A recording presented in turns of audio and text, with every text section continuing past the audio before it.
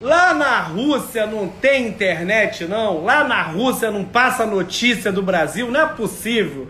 Não é possível, Gerson. O flamenguista inventou uma frase: ninguém morre nos devendo. E depois que eles espalharam isso pelo mundo, todo jogador que tem uma dívida com o Flamengo paga. E paga caro. Ó, o Andréas Pereira escorregou naquele dia na final, deu o título pro Palmeiras.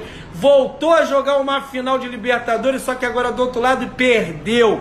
O Safanoff na final do Mundial Interclubes defendeu 4 cobranças do Flamengo no pênalti. Sabe o que aconteceu com ele, já?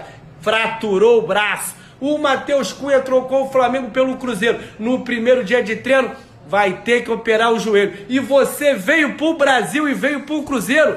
Ai, meu irmão, volta pra guerra, volta pra Ucrânia com a Rússia, porque o que vai vir pra você é carga pesada, é chumbo do grosso.